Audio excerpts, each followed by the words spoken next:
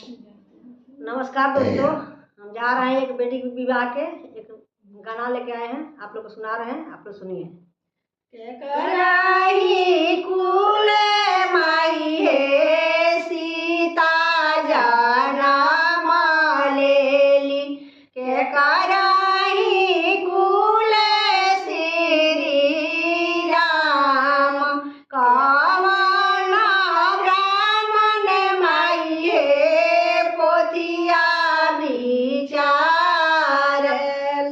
के ईता के